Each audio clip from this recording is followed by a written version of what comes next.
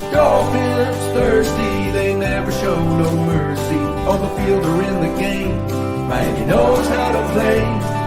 Dolphins thirsty, we all get down and dirty. Tell you what you wanna know, it's the Dolphins Show.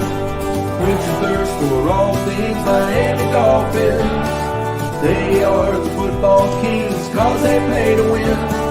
Come on in and have some fun, whether we have lost or we have won. For all things Miami, it's Dolphins Thursday.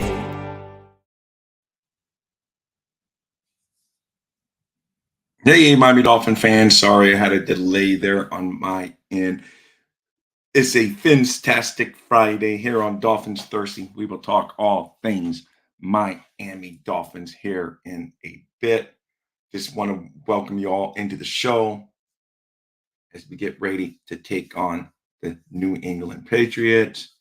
Last night, the Buffalo Bills came out on top, so it's very vital that the Dolphins win this week to stay one game ahead of the Buffalo Bills, because we all know at this point in the season, Buffalo has a tiebreaker against the Dolphins as a result of them beating Miami up in Orchard Park in the Buffalo area earlier this season. So it's very vital that we get that W against New England. And I do believe the Dolphins will beat the New England Patriots this Sunday. I believe it's going to be a somewhat competitive game, though. It's not going to be a blowout.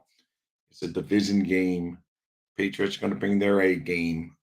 But if we play capable of how the Dolphins are playing, there's no reason that Dolphins should not beat New England to stay up on top in first place in the AFC East. This is what we really need from this team. So that's what I'm hoping, and I do believe will happen. I was hoping that Tampa could win that game last night, but they couldn't help us out.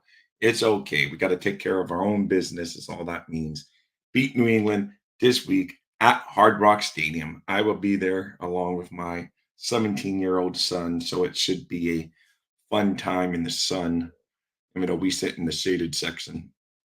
Hey, good morning. Back It Up, Ben's podcast. Thank you for joining us. So the poll question I have is, do you think Jalen Ramsey is going to play with all the drama yesterday? Adam Schefter says he's expected to play. A few minutes later, Ramsey drops his own tweet saying basically he doesn't know where Adam Schefter got that news and he hasn't heard anything yet. But then Ramsey followed it up later with another one of his own tweets saying, well, he hopes that it's accurate, but that he still doesn't know where he got it from. So we will see. I tend to think he's going to play probably, since he followed that up, but he said he still hasn't been cleared by the team. So we will find out. Tyreek Hill, of course, was in the news the past couple of days because on Wednesday it was like, oh no, Tyreek's not at practice. Good morning, Mr. Ray Finkel. And of course, I know you're not the real Ray Finkel, but still, good morning to you, Mr. Finkel. But anyway, it's like Tyreek Hill was in the news the past couple of days. Wednesday, he wasn't at practice. Got all around. Oh my God, he has an injured hip. What's the listed status? Yesterday, he's back running around the field, doing all the things he always does, but the Dolphins still deemed him limited. But the reporters there all said that Tyreek said he's going to play and that he was running fast like Tyreek Hill runs and was dancing to music during pre-practice warm-ups. So I do believe he will. But believe it or not, I believe Tyreek Hill will also play, which will be good. Good morning, Anthony. Fins up. Fins up. Got you, Mr. Finkel. Anyway, guys, so do you guys have some predictions for this week's game? I see the Dolphins winning. Finkel is, yes, I know. He's a mysterious individual. Hey, it's all good, man. It's all good. As long as you're here nailing that fins up, what they call thumbs up, but I like to call fins up button, where super duper, just like Mark Duper, number 85, back in the day. Let's see. Okay. So I do believe Ramsey's probably going to play, which is surprising. I can't believe he's coming back this soon, way before I ever thought possible of him coming back when this injury was announced earlier in the I mean, not off season, but training camp. It just started like day 2 of training camp. It was learned. And I was thinking, oh man, and they had initially said maybe by December or what have you. And here we are, October, and we're talking about him possibly playing this Sunday against the New England Patriots. So that would be a big turn of events. And if he doesn't play this week, he's most definitely probably going to play against Kansas City or the following game after the bye week. So it's good to see some people getting back. Avoid the Tyreek Hill scare. Still worries me a little bit, but he says he's good to go. He was out there running around yesterday. I know he's going to do all he can do to get out there and play for the Dolphins. And another good news is that Nick Needham, I think that's an under the radar guy coming back. I like Nick Needham. I think he will help the secondary and, do a better job out there. It's going to be interesting once Ramsey gets back. And because I believe that when Ramsey gets back, him and Xavier Howard to be the corners on the outside, the two guys, and then they'll probably move Cater Coho into the slot. They'll maybe put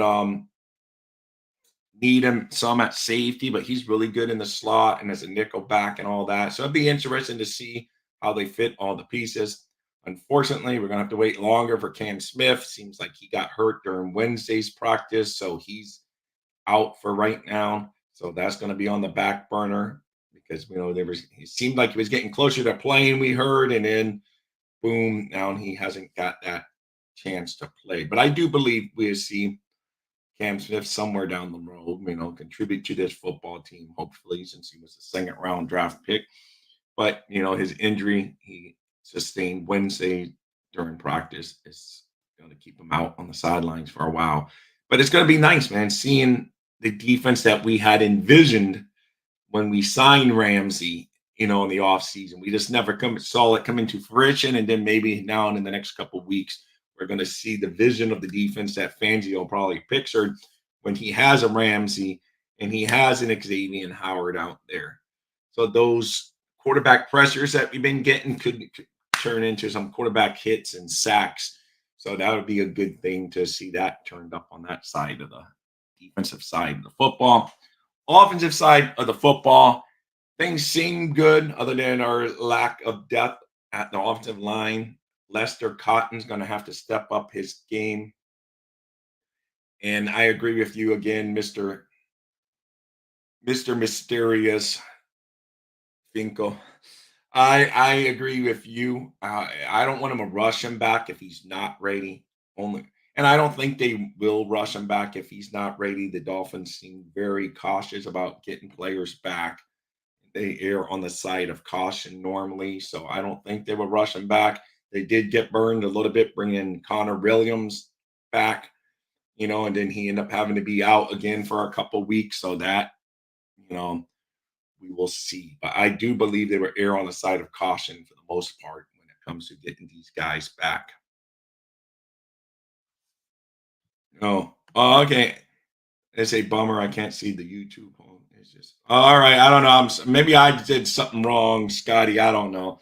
I just trying to learn how to do a YouTube. I had never done a YouTube poll, and I just did the first one yesterday.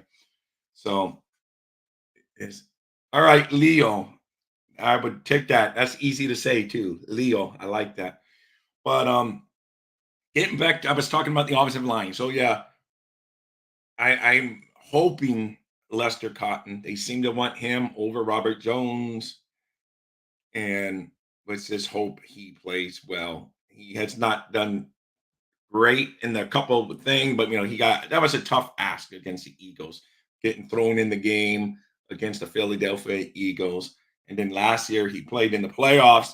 He actually played he was a starter in the playoffs for us against Buffalo, and that was a tough ask.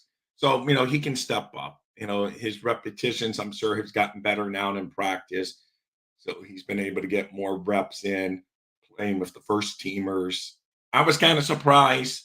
We would see once, Connor Williams is back 100% at center. Does Eichenberg get a shot at guard? He's told the media when asked that question, Eichenberg would like a shot at left guard if Connor win and it was when Connor Williams comes back.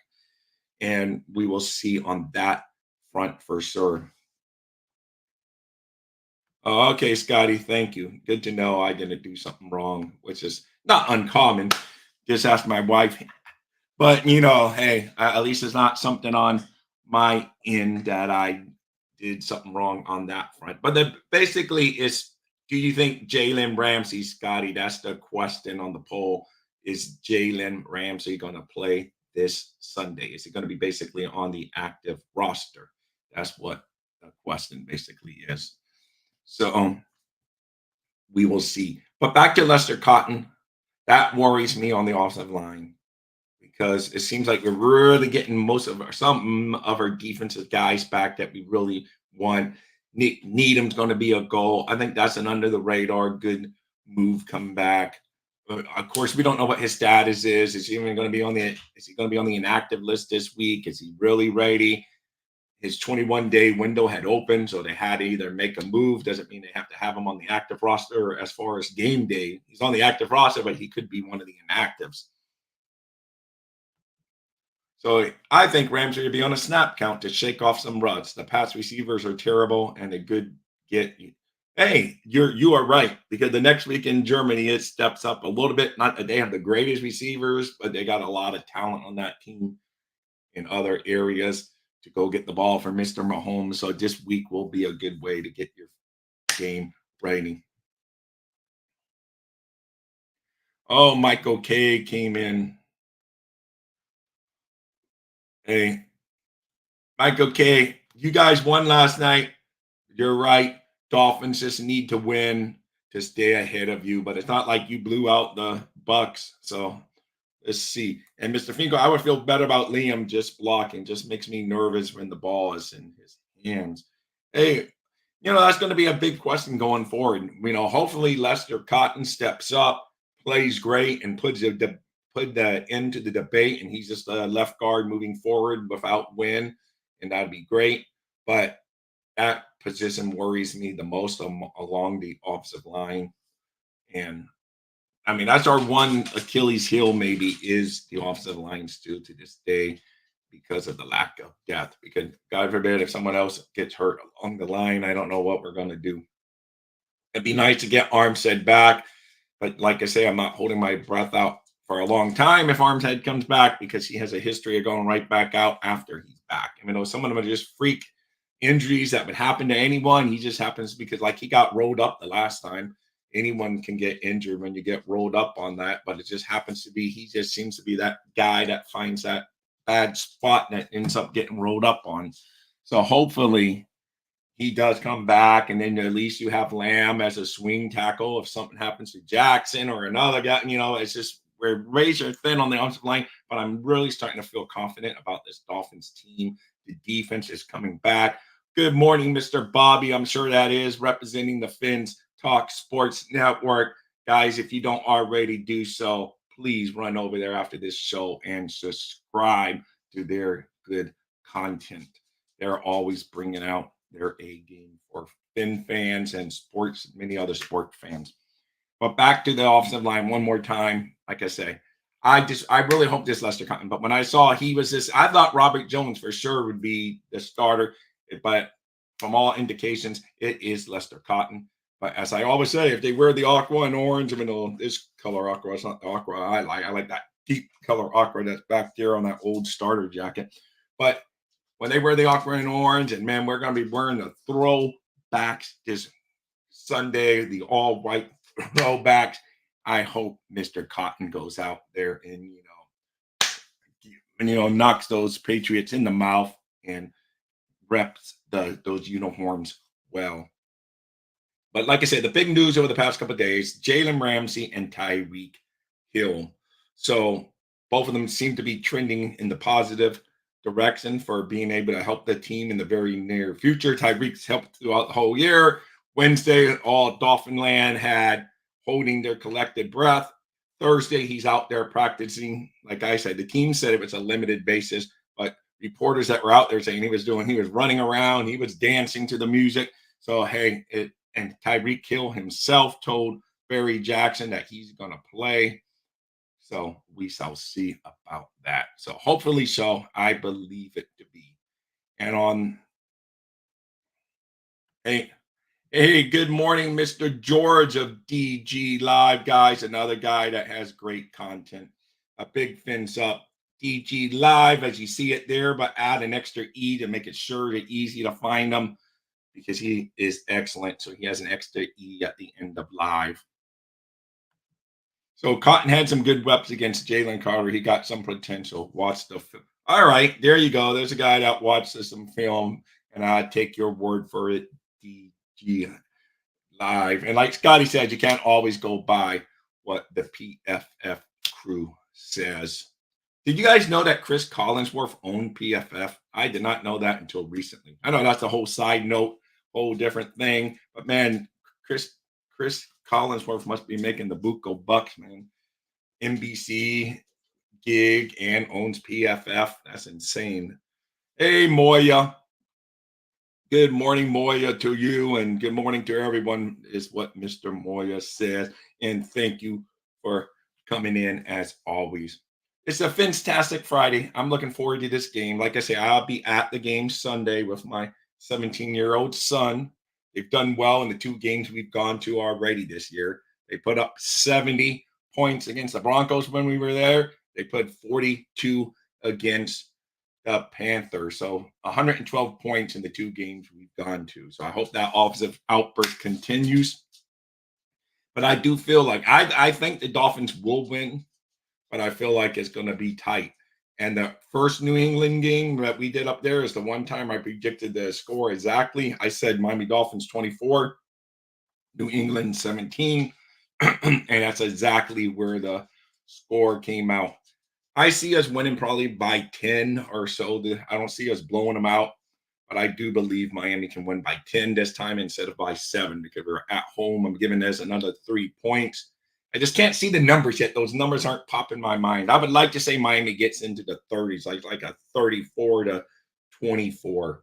But I really hope our defense doesn't give them 24 points. So, I don't know. I see something like that. But like a 34-24 is what I would go for right now. Like Dolphins win by 10 and somewhere in that neighborhood. I don't think it's going to be a blowout like the other games I gone to. It's a division game. New England's coming in here hot. They beat Buffalo, Mr. Michael K. They beat your Buffalo Bills. They're coming in hot. And I hope like Scotty, let's see, 31-17, but I think over there might be tough. Yeah, I know. That's what I'm saying. That's why I'm not sure. I was going to say like maybe 24-14, but I hope I want our offense to kick it up. So that's why I said 34-24. I see Miami coming in a 10-point victory lane somewhere in that area. So listen, the Dolphins could be playing the local high school and Michael K will be picking the local high school. So don't listen to what Michael K says. So that's just how it goes. Colin Morrison, a gold mine if all the casual fans using PFF to pretend they know what. Well, you're right, man. But I know I can't believe because Joe Rose was talking to Chris Collinsworth, and he's the one that said he couldn't believe how Collinsworth owned that, and that Collinsworth told him how many employees they have. Hundreds of employees now that started off with just a few guys doing it for him, and it's exploded into a few hundred employees Chris Collinsworth has now for PFF. Belichick, which we all know is Belichick, but I agree with Scotty's nickname for him is Belichick. It's going to drop 3 safeties again. Buck dropped in inside linebackers. Bracket Hill, same as last time. I agree, Scotty, and that's why we may not have the big plays that we've gotten accustomed to at home, especially.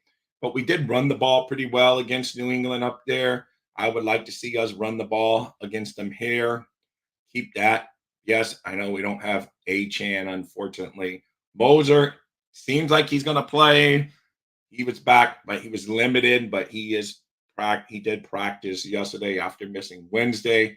He's always missed Wednesday, but normally they just say rest. And this time they listed ankle as the reason. So that's why I think a lot of people got nervous on him not practicing Wednesday because it had just been saying rest.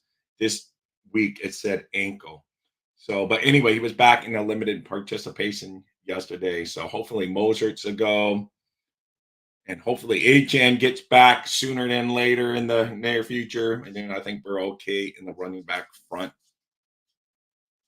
I'm calling them New Cheatland. Hey, that's pretty good, man. That's a pretty good one there, man. Tag that one, New Cheatland. I like that one. Good one.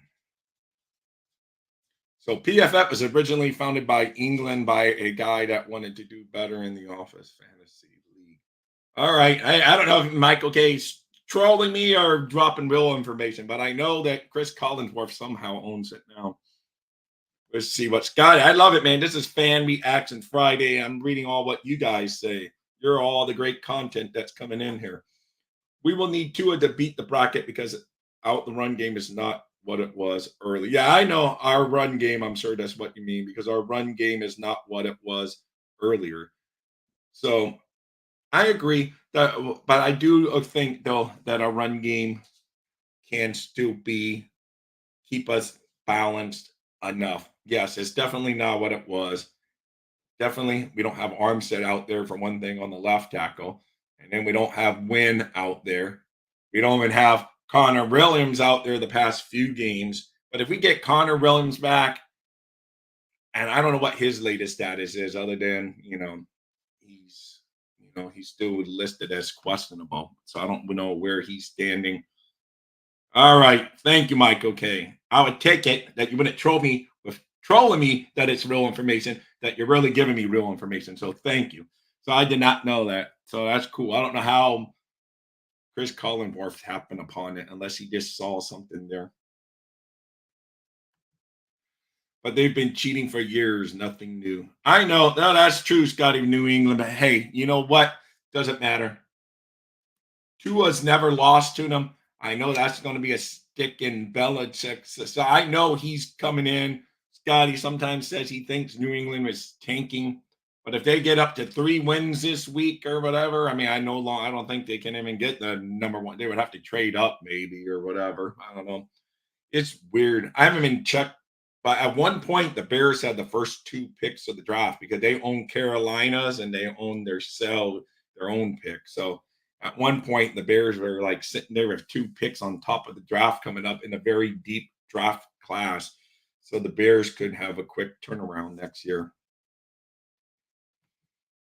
Former NFL person the majority interest for 6 million. Oh man, I bet that 6 million's turned into 10x that probably. I don't know. It's probably like 60. Who knows what it is now? So that was definitely a good investment by Mr. Collinsworth. But anyway, back to the Dolphins.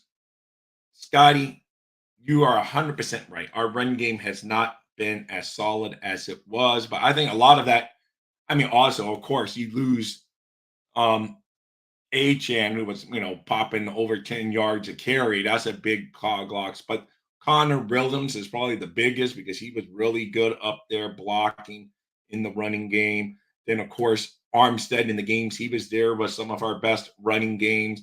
So losing those two is probably just as important as losing the running backs that we lost. So because Chris Brooks, he wasn't getting that much action, but he was still showing promise. Achan going down was really the big blow because when you get a rookie running back getting over 10 yards a pop, that's going to inflate your running game when he will, because he may get 1, 2 yards, 1 yard, but the next thing you know, he has a boom, 50 yards to the house, and that's going to boost your running game. And we do miss that. Mozart almost broke. He had a couple at the end there against the Eagles where they ran him to the outside and he made some decent runs in the second half. But for the most part, Scotty, you're right. The running game has taken a back seat a little bit, but I consider that more of an offensive line issue than the running back issue outside of Achan not being in there. All right, I would take it. I will take it that Michael K is bringing in all the real information. Well, it's been a good move by him for sure. And like I said, you can take PFF with a grain of salt, but it is a baseline that a lot of these, almost every site you go to, like the Barry Jacksons of the Miami Herald, the Sun Sentinel, all these people, they bring up, oh, his PFF grade for the week is this. Because, offensive line and defensive line is hard to know unless they're getting like sacks on the defensive line or forced fumbles. For the fan watching the game on the tube, it's hard to know how the offensive line's doing other than seeing that, okay, we made some big runs, we didn't get holding penalties and stuff like that. So I guess that's where they filled in that element where people want to see, because those are the ones that are most mentioned when you see the P. Because people know how the quarterback does, the receiver. They would still tell you who was the highest grade, and sometimes it's Tua and whatever. But just use PF for raw data. That's real. Their grades are opinion. Ignore that. There you go. Just use PF for raw data. That's real. Their grades are. Yes, I agree. It's just a big business though. It definitely became a huge business, man. It's like one of those you're like, man, I wish I would have thought. Like, I mean, just look at Mike Florio. We all say, oh, he's a fool. And yes, Mr. Bobby, I am flying solo today. Both Steve and Justin are out there working their thing. So I am flying solo. But Steve will be flying solo on my channel, 10 a.m. Sunday, guys, for the pregame, because my son and myself will be on the way to Hard Rock Stadium. But Steve does a great job every Sunday when I am on the way to the game. And when there's a road game or I'm not going to the game, Steve and I are here 10 a.m. every Sunday morning, other than the one when we're going to be in Germany. I don't know when we're going to do our pregame. I would have to wake. I don't think I'm going to wake Steve up at that much in Texas to wake up before the Dolphin game to do a pregame. I will hop over. Bobby always is going. So there you go. Thank you, Bobby. Thank you. And guys, make sure you follow that network. Most of you already do that's in here. I see you guys over there. Let's see what Mr. Finkel says. Look up, was Eagles BS Dolphins game rigged on YouTube? Not making excuses for loss to Eagles, but this guy broke down film and rough calls on no calls. I know, Mr. Finkel. Hey, Mr. Dunn, that welcome as always. I saw you on Miss Finn's today. Another great channel, guys. I'm not a plugger of every network that just pops in my mind, but Mr. Dunlop was talking on Miss Finn's today. I only got the very tail end of Miss Finn's today because I was trying to get all the information I could read on the Dolphins in my little pea brain. So I did not get to see much of Miss Finn, but she always puts out the A+ content too. She's on every morning, at least during the weekdays. And she's even on in some evenings now. Definitely check out Miss Finn's if you're a big time Miami Dolphin fan. You won't be disappointed. So as far as like the Ramsey and Tyreek killed, so that to me, that's good news because on Wednesday, I'm like all nervous about Tyreek. Thursday, you get a little more. So you get that feeling that he's going to play. So that's good. And Ramsey, I'm with Mr. Finkel. Like, we don't want to rush him back.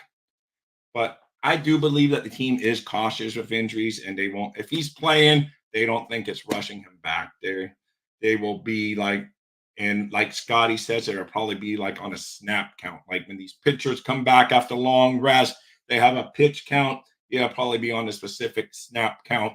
Get them a little taste to play. They even start him in the game. So if they announce the defensive starters this week, I forget what the rotation is. I don't know if it's defense at all. So if they announce the defense, so maybe Ramsey can get announced as a starter, so the fans can be like, "Woo!" So that'd be interesting to see without a doubt on how they go. So Lester Cotton, that's the one more I know. That's my one that just sticks in my mind. I can't believe Lester Cotton is going to be the starter. Scotty, give me some. Well, no, DG gave me some good feedback. But you can't read the survey. All right, I can take it down. No, the survey was just to see, well, is Ramsey going to start this week? Yeah, Scotty told me it's not really showing up.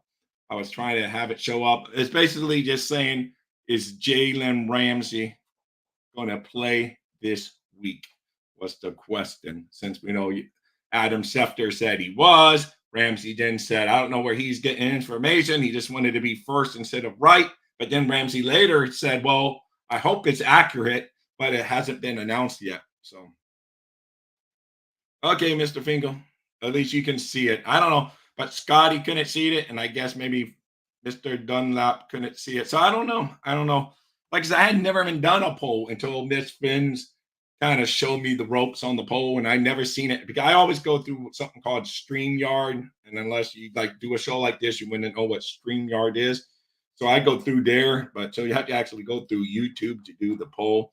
So I don't know. Who knows? But she showed me how to do it, so it's cool. At least some of you can see it. Oh, okay. I was told the issue with the blank YouTube polls is a phone issue. Okay, so maybe it's for people watching on the phones. I don't know. Yeah, I can see it on my end, but I set it up, so who knows? I can maybe that's just the reason I can see it. But I am on a laptop here, so maybe that's why I should go check it on my phone. Well, I'm not going to turn my phone on. I hear myself talk over there. That'd be crazy. But anyway, I would check it after and see what it looks like on my phone later after the show.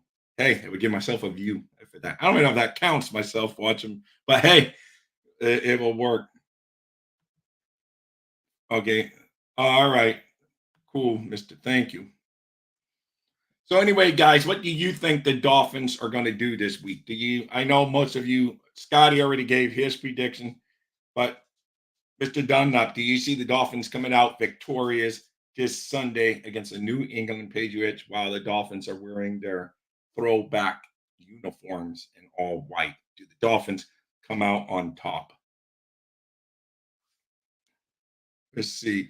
So no, let's see. I don't think Ramsey should play this week.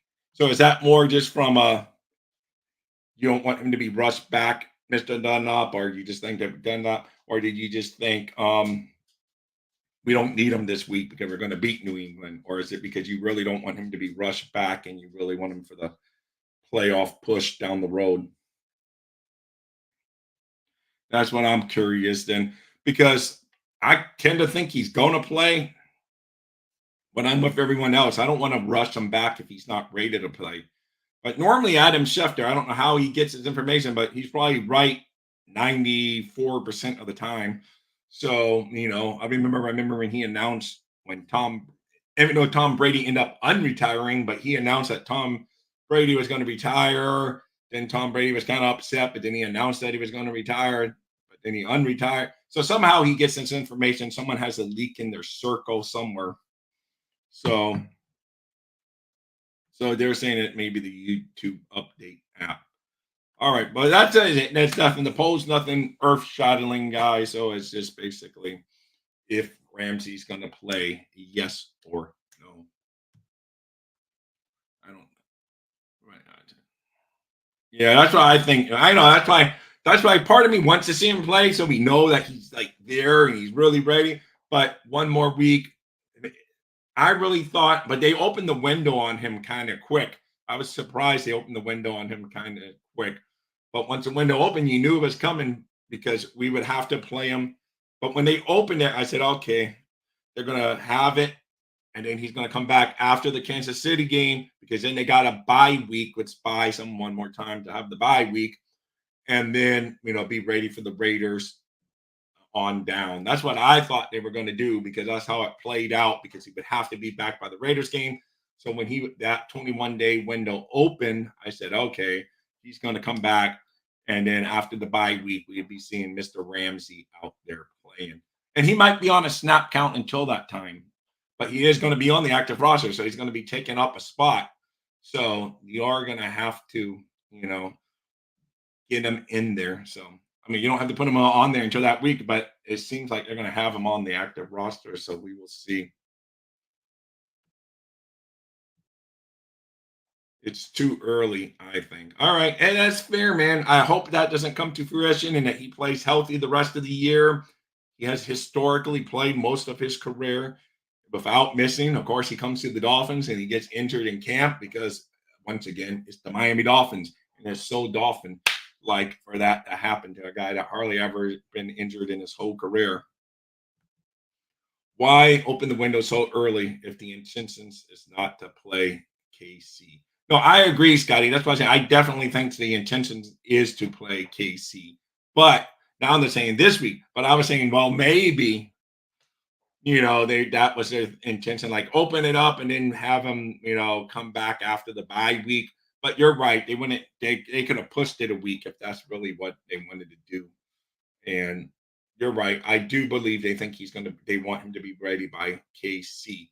So that's why this week I'm kind of a few. I'm mixed. What do you want, Scotty? You want him this week, or you want him on the snap count that you mentioned? So it's like, of course, as a fan and a person that roots for players to be healthy, you want them back. But in that same token, you don't want to be back too soon to risk further injury to himself and to the team's chances of winning. So it's like I see both sides of the story.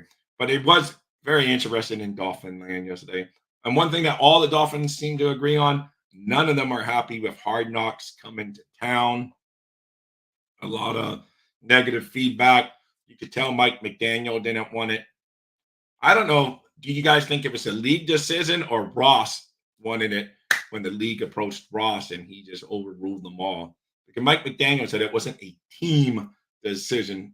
Technically, Ross owns the team, but or is he just kind of saying, well, that's like the buffer. He's like the owner, but the team, the players, and the coaches, they didn't want it. So I'm curious on that front on whether it came down from the league or Ross just said, hey, it's an opportunity to get my product out there in front of everyone's eyeballs and be covered, and it's good for business. So my billionaire buddies, hey, look, my Dolphins are on HBO Hard Knocks.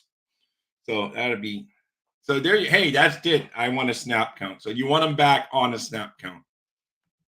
Yeah. If the intention is KC, I don't want him doing that raw. Give him a few plays this week. Nothing crazy. That makes a lot of sense. Let's see.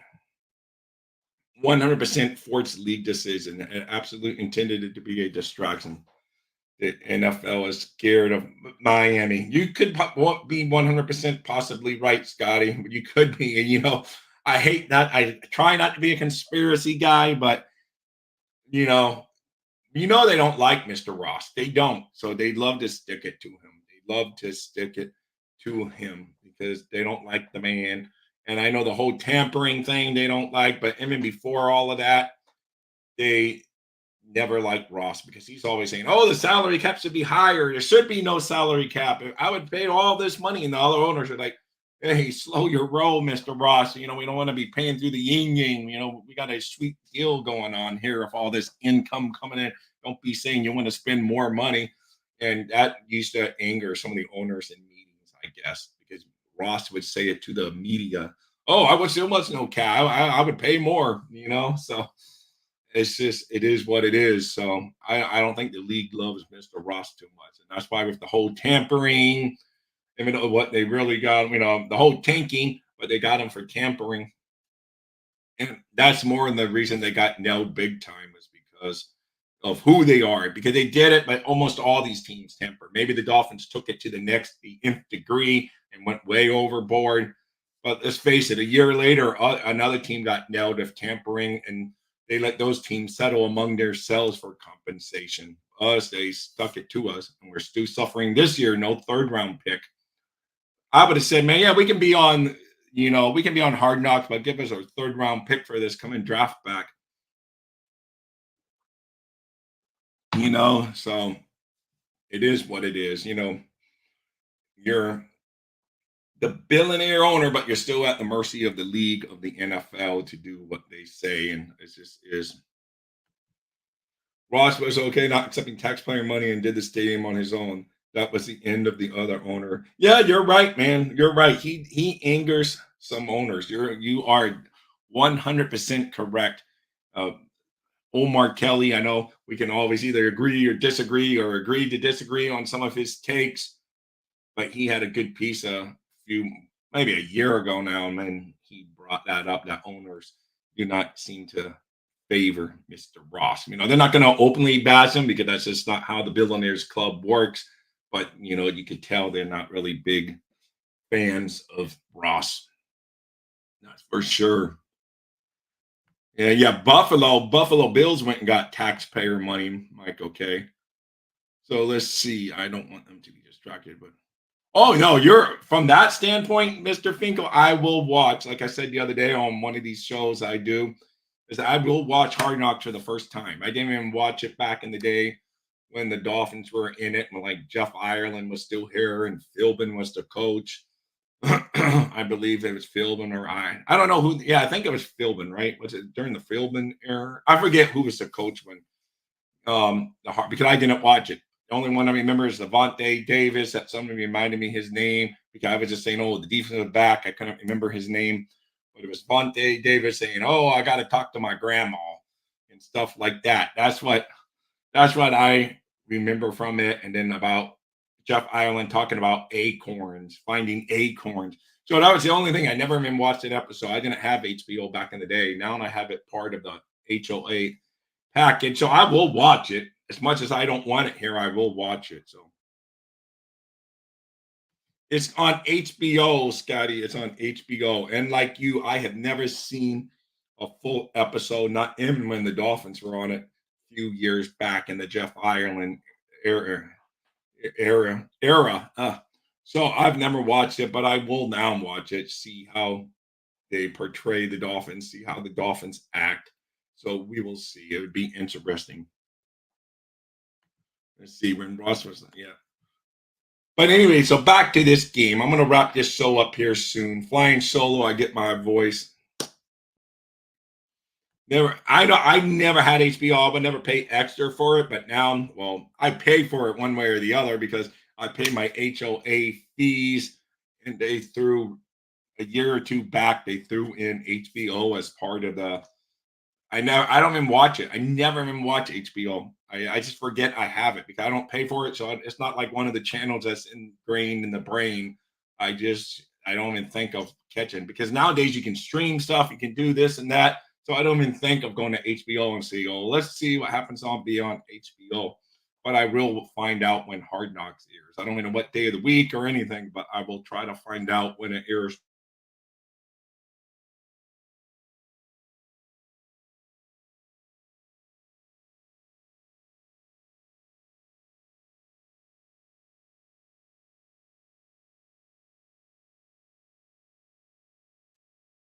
Oh, there. I was just about to go to my phone. I think maybe that's a sign I need to end. I'm getting low up now. My Wi-Fi bumped up one little dink. It was giving me weak Wi-Fi signal. But anyway, guys, it's a fantastic Friday. I'm gonna go with Dolphins by 10. I just can't come up with that magical score in my head. Yeah, I really want to score more. Okay, I'm gonna go. I'm gonna give New England the same amount of points they had, but I'm gonna give us 3 extra. I'm going Miami Dolphins 27, New England 17. So Miami Dolphins 27, New England 17. That's my final prediction for the. I won't be on Sunday. On my Sunday, I'll let Steve Malloy make his prediction for his take on Sunday morning. But my prediction: Dolphins 27-17. And let me see. I want to try to get some. Oh, was that during their incognito days? I can imagine that was funny if he was on there. Jeez, running solo, man, my voice gets going.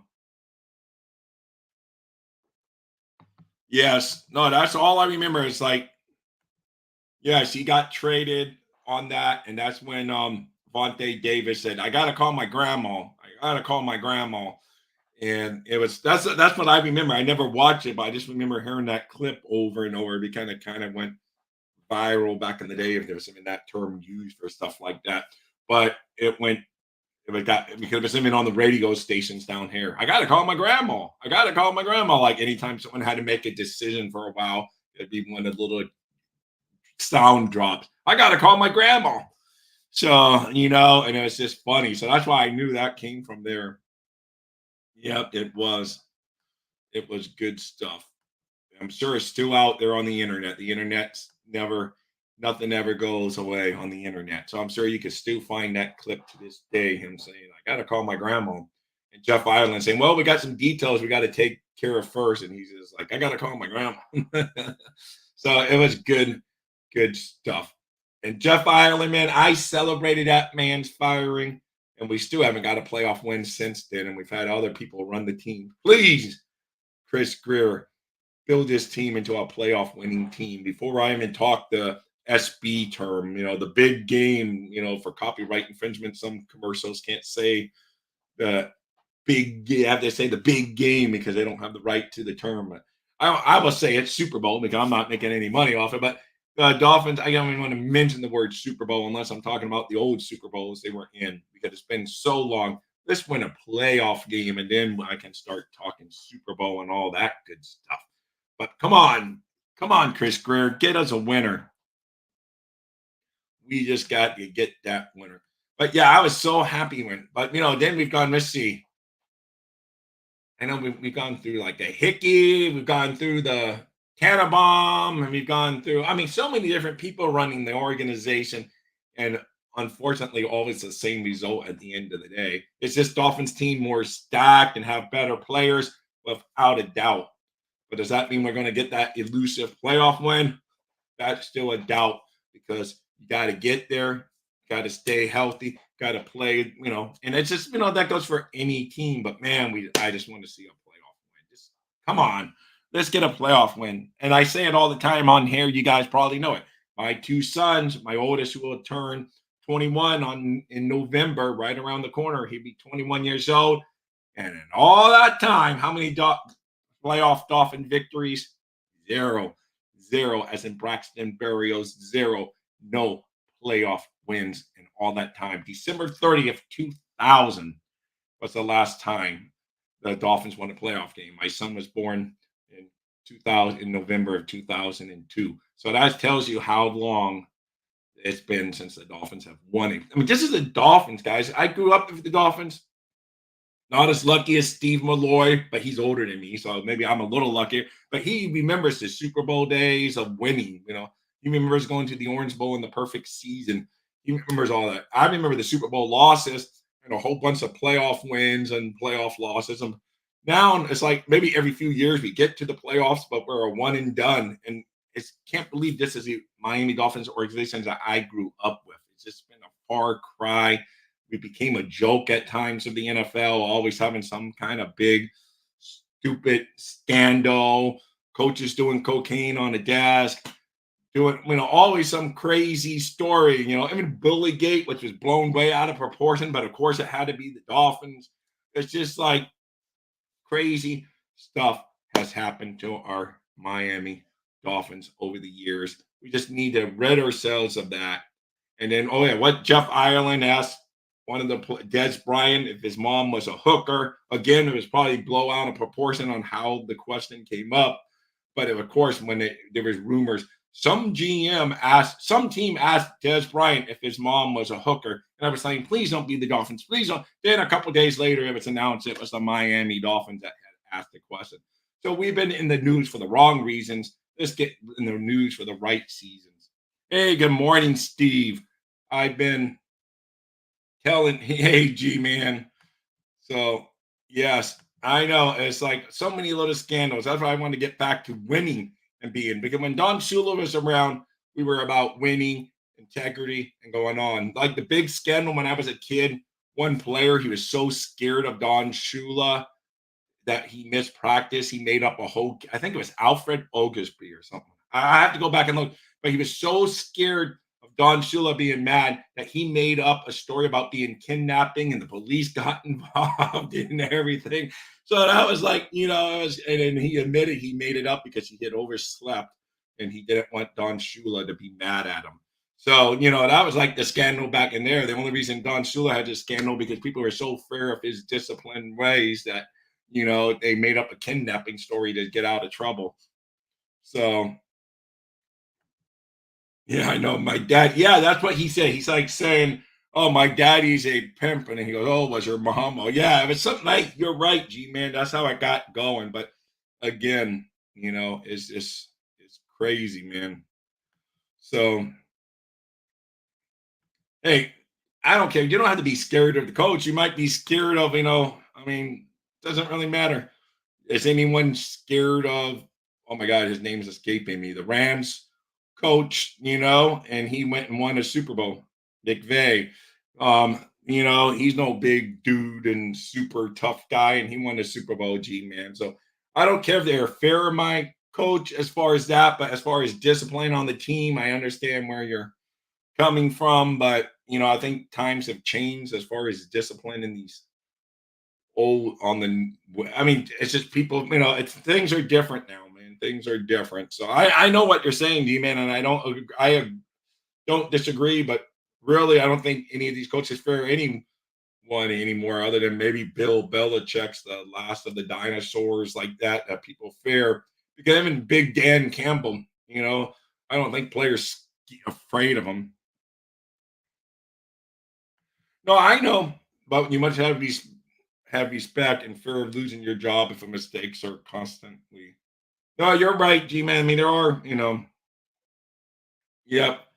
That's why I agree to kind of with Scotty on that one. Like I was saying, being scared of the coach isn't the league anymore. Times have changed because it was like that back in the day that people really, I mean, Joe Rose said he would be scared of Don Shula all the time himself, is because, and they said one time he tells this funny story because Dwight Stevens, obviously he's a Hall of Fame level player whose career was in the too short, but Stevenson was a team captain, and the players finally talked him in to going into Don Shula's quest.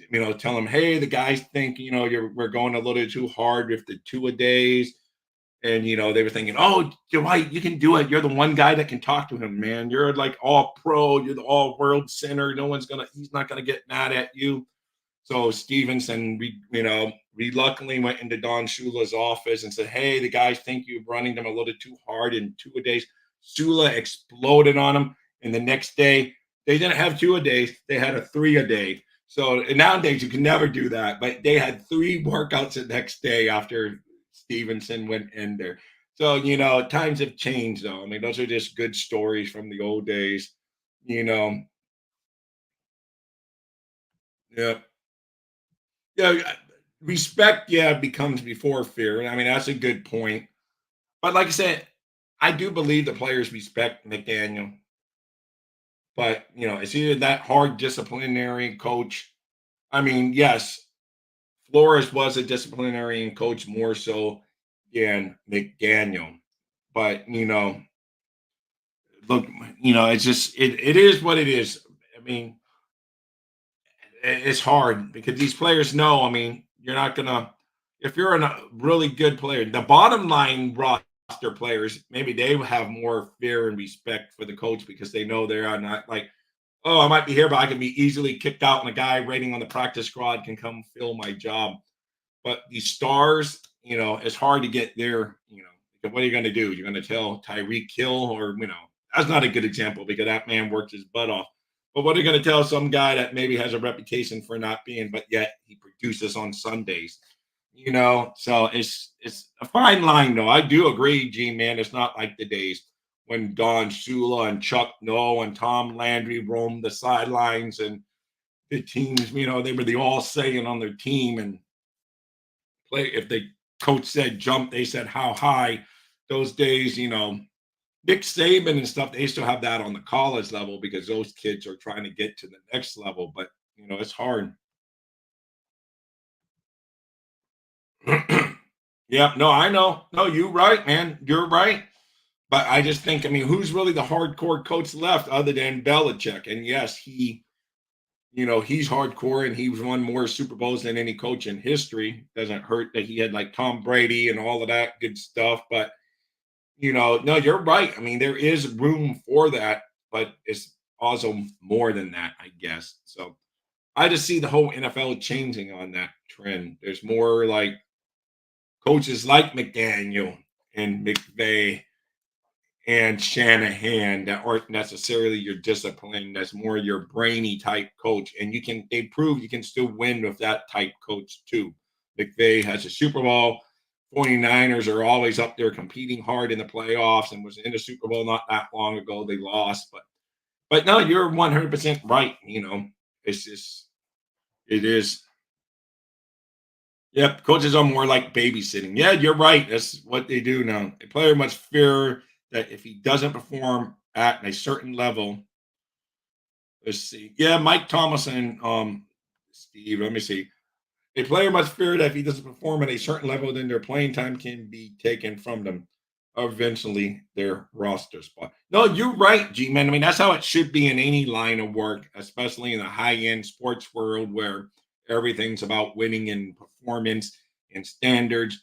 But then contracts get involved, and then more multiple heads get involved because, like, say a coach wants to put a high round draft pick on the bench and not play him. The general manager then says, "Hey, man, that's my guy, man. I'm gonna have my job on the head." So many conflicts of personalities come into play nowadays because, like, I mean, let's face it, Eichenberg's been around for a while because we drafted him, we traded up for him, gave up a future high pick to move up in that draft to get him. So a lot of those decisions comes in when a player wants to move on, and because there's so many people say, because the general manager is going to say, "What, you're benching, Mosley?" Let's just say, even though there is a Mosley on the Jets, but say Mosley, which is my last name. Hey, the coach thinks Mosley's not performing, puts me on the bench, but the general manager just a couple of years ago made me top 15 draft pick. He goes, "You can't be putting Mosley on the bench, man. The owner's going to say our draft picks aren't playing." So many personalities come into the equation in nowadays NFL, and that's why the Dolphins have erupted a few times for the bad eruption, like more imploded, I should say, because we have because before Greer and Florence's little bickering led to a divorce, we had Ireland bickering with, and going behind Sperano's, may he rest in peace, behind his back looking for new coaches. And then before that, way back in the day, Spillman was running the Dolphins, and him and Wannstedt, they had a bickering. So it just goes on and on.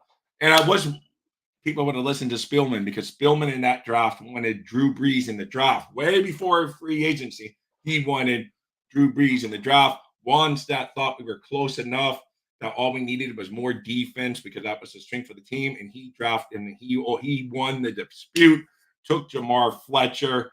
Drew Brees fell later in the draft to the Chargers, and the rest is history. But that's all fun looking back. That's better stuff for Throwback Thursday. But yeah, there's just so many personalities that come into effect, man. You know, because draft status and all that. But yeah, Mike Thomas, I guess you could say he's to that discipline. There are some, but I think you can win both ways now. Like, I don't think anyone would say Sean McVay's a hard, tough disciplinarian. I don't even know about Andy Reid where he falls in that realm of being a hard disciplinarian. So, there are different ways to skin a cat.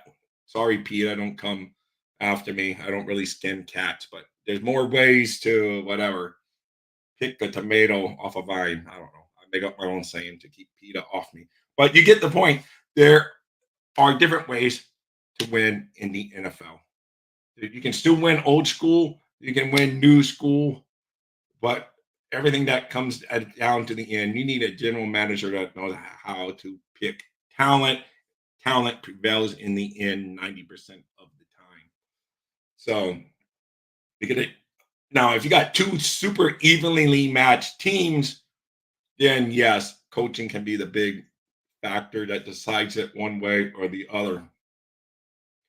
But normally talent trumps everything, and that's where the Dolphins have lacked over the years. Sometimes they just weren't drafting well, signing the wrong guys in free agency, let the wrong guys leave, re-sign guys that probably shouldn't have been re-signed. A lot of long decisions along the way that you can blame general managers, owners, coaches, players. But for whatever reason, we haven't won a playoff game for over 2 decades. So I don't know. But you guys are right, man. All you guys bring up great points. And I'm not one hard way or the other saying, oh, you got to be a disciplinarian or that, oh, you got to be a smarty pants. McDaniel's more on the smarty pants side. I'm sure Vic Fangio may be more of a disciplinarian, so maybe they're a good blend together. He would throw in on the defensive side a little disciplinarian because Fangio obviously has say on the defense because Cam Smith now he's got injured, unfortunately. But if Chris Greer had his way that he would like to see Cam Smith out there, but Fangio saying no, he's not ready, he's not ready. So, he hadn't gotten any time other than in mop up duty and on special teams. So, I mean, but both sides can be, I see what both of you guys saying. But the days are like Don Shula fear like level among players. I think those days are gone for the most part. Especially these guys, the more and more guaranteed money they get in contracts too.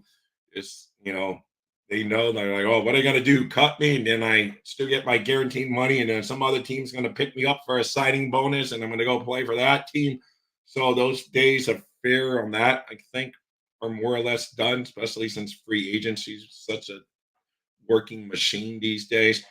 But hey, fun line is the Dolphins play the Patriots this Sunday. We got to come out with the dub. Steve, don't reveal your pick yet because I say Dolphins 27, Patriots 17. You're going to have to give your score prediction on Sunday morning at 10 a.m. on this very back channel, and you will get that information. Let's see. Fear as a motivator doesn't guarantee success. But yeah, that's how I agree. Fear as a motivator doesn't guarantee success, but each their own. A player must fear that he doesn't perform at a certain level. I already read this once, but I'm going to read it again because it is a fair point.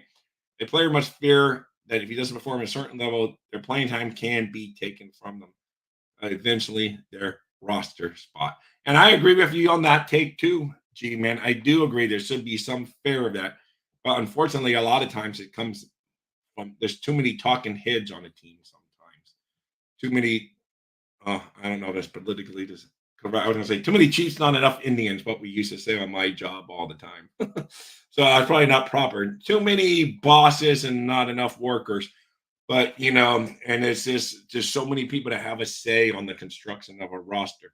Let's face it, I'm sure Tua played his rookie year because Ross said, hey, I want to see my number one draft pick playing in the league because, we should have just let, Tua simmer on the back grill the whole, unless, Fitzpatrick had got hurt.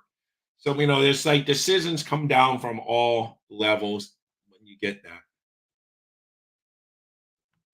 And there's a good point. The Tua played better under Flores Fair or McDaniel's support, obviously. And that's what I say, but every human's different too.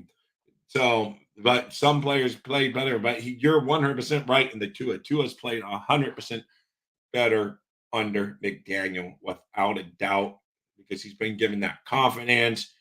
He encourages him, tells him he's the guy. So on that, I agree. Yeah, I know you agree with G Man on that, Scotty. That consequences for poor play. You do definitely need that, you know. Yep, no, you're right. Everyone in the entire organization is accountable. Everyone's job gets evaluated daily. That's it. And no, you are 100% correct on that front. But unfortunately, sometimes some of those people being validated will bicker against each other, and then because they will go like when the owner says, "Okay, why are we not winning?" And I'm not talking about the Dolphins. I'm talking about any team in any sport. Why they aren't winning? The general manager is going to say, "I don't know. We got he may not throw his coach directly under the bus or manager in baseball or whatever. I don't know. We got really good players, man. We're just not getting the most out of them." And then when the coach, then he goes to the coach, "Hey, why aren't we winning?" He goes, "Man, we got lack of talent." And whatever. So that's what happens. And that's why there's so many bad breakups in these marriages of general managers and coaches because, no one wants to be the one that takes the fall and say, oh, yeah, I drafted sucky players. So our coach had no chance. You're never going to hear that. And no coach is ever going to say, oh, I'm not coaching good enough. So that's why when it comes down to it, like this heat, and that's it. And that's where the Dolphins have gone wrong sometimes. They need to just fire the whole kit and caboodle, hire a new general manager, let him pick his coach, and you tell him, hey, don't come to me in a couple of years saying the coach isn't, you're picking the coach. So it's your responsibility to pick the right coach. So I don't want to hear you run to me in a couple of years saying, oh, the coach isn't doing his job. And this is what happened almost so many times over the course of the Dolphins' history and every team's history. So that's how I look at it. But Scotty and G-Man and Steve, you guys all rock. And of course, Mr. Dunlap and who else said hi today before? Oh, Bobby of Fins Talk Sports Network, Scotty, of course. And I think I got everyone. Not a big, Mr. Ray, Finkel, Leo, Ihorn, whatever you want to call yourself is okay as long as you come into the show. And I think I got everyone. Oh, Michael K. Yes, I've been given okay to the Michael K. And GG Live. All you guys rock for coming into the show. Fins up to all of you guys. G-Man, what do you think the Dolphins do this week? Give me some positive. Do the Dolphins beat the Bills, the Patriots this week? G-Man, do the Dolphins beat the Patriots this week? Yes, Scotty, I agree with you. Go Miami, Fins win. And yes, I'm with you. Like I say, I'm going Dolphins 27, New England 17. All right. And I know that par for the course for you, G-Man. You say we beat the teams we're supposed to beat, but we don't. The teams that.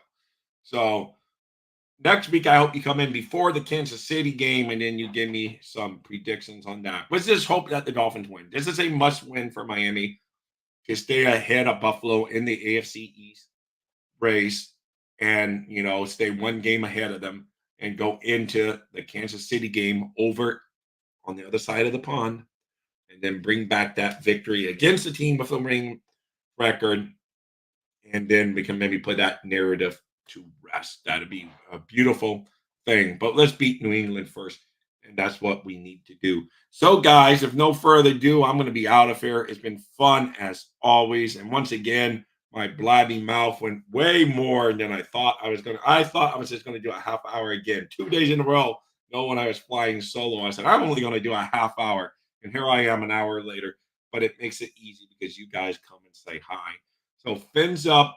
Enjoy the rest of your Fins-tastic Friday. If any of you are like me that did over 20 years of shift work, this may not be your Friday, but still enjoy it anyway. Because in my line of work, we used to say, hey, when's your Friday? For many years, my Friday was a Tuesday because we would do the 10-hour shifts or 12-hour shifts. And then my days off would be Wednesday, Thursday, Friday. So when people say happy Friday, I'm like, I'm going back to work tomorrow. I was not so happy.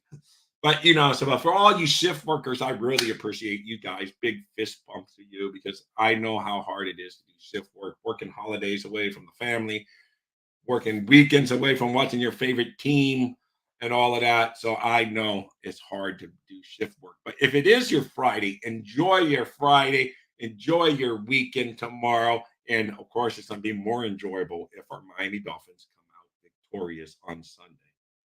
So KC game is going to be tough. Mahomes is impossible to stop, especially for this defense. We are getting some key back, but you're right.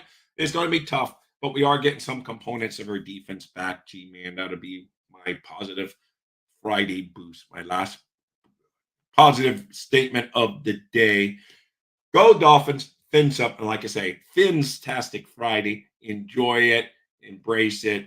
The weekend is here for you guys that don't do shift work. Life is great. The Dolphins are looking to be great. One day, we hope they are great again.